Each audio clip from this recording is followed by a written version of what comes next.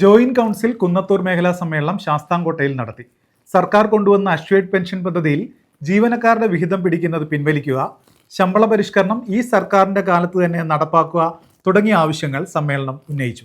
Joint council Kunnathur മേഖലാ സമ്മേളനം ശാസ്താംകോട്ടയിൽ നടത്തി.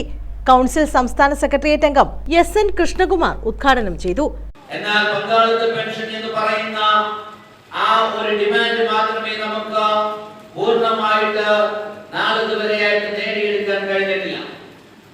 2013 മുതൽ ഈ 2026 ആകുമ്പോൾ 13 വർഷം തുടർച്ചയായി പങ്കാളിത്ത പെൻഷൻ ഈ നാട്ടിൽ നിന്ന് കെട്ടുകെട്ടിക്കണമെന്ന് ആവശ്യപ്പെട്ടുകൊണ്ട് നമ്മൾ നടത്തുന്ന പ്രക്ഷോഭം. മേഖലാ വൈസ് പ്രസിഡന്റ് സി.പി. സാനു അധ്യക്ഷത വഹിച്ചു.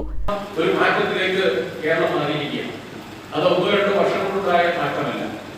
കഴിഞ്ഞ 10 വർഷക്കാലമായി ഒട്ടേറെ പദ്ധതികളുടെ ഭാഗമായി നാം നടത്തിയ നിക്ഷേപത്തിന്റെ അടിസ്ഥാനത്തിലാണ്, നാം നടത്തിയ പ്രവർത്തനങ്ങളുടെ അടിസ്ഥാനത്തിലാണ് ഇത്തരത്തിലൊരു വലിയ പുരോഗതി ഉണ്ടായത്. രതീഷ് കുമാർ രക്തസാക്ഷി പ്രമേയവും ശ്രീരേഖ അനുശോചന പ്രമേയവും അവതരിപ്പിച്ചു. ജില്ലാ ട്രഷറർ ആർ. സുഭാഷ് സംഘടനാ റിപ്പോർട്ടും, സെക്രട്ടറി ആർ. രഞ്ജു പ്രവർത്തന റിപ്പോർട്ടും, ട്രഷറർ ശാന്തകുമാരി വരവ് ചെലവ് കണക്കും അവതരിപ്പിച്ചു. സംസ്ഥാന കമ്മിറ്റി അംഗം വി. ശശിധരൻ പിള്ള, ജില്ലാ പ്രസിഡന്റ് സതീഷ് കെ. ഡാനിയൽ, ജില്ലാ joint secretary M. Manoj, M. Haris, Chandrasekhara Pillai, Megha R. Kurup, Shahabuddin തുടങ്ങിയവർ പങ്കെടുത്തു. പുതിയ ഭാരവാഹികളെയും സമ്മേളനം തെരഞ്ഞെടുത്തു.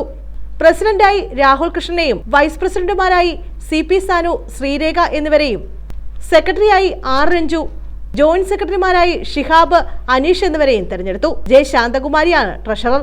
വനിതാ കമ്മിറ്റി അംഗങ്ങളിൽ പ്രസിഡന്റായി രേഖയെയും സെക്രട്ടറിയായി മേഘ ആർ. കുറുപ്പിനെയും തെരഞ്ഞെടുത്തു. സർക്കാർ കൊണ്ടുവരുന്ന അഷ്വേഡ് പെൻഷൻ പദ്ധതിയിൽ ജീവനക്കാരുടെ വിഹിതം പിടിക്കുന്നത് പിൻവലിക്കുക, ശമ്പള പരിഷ്കരണം ഈ സർക്കാരിന്റെ കാലത്ത് തന്നെ നടപ്പാക്കുക, DA കുടിശ്ശിക, അരിയർ ലഭ്യമാക്കുക എന്നീ ആവശ്യങ്ങൾ സമ്മേളനം ആവശ്യപ്പെട്ടു.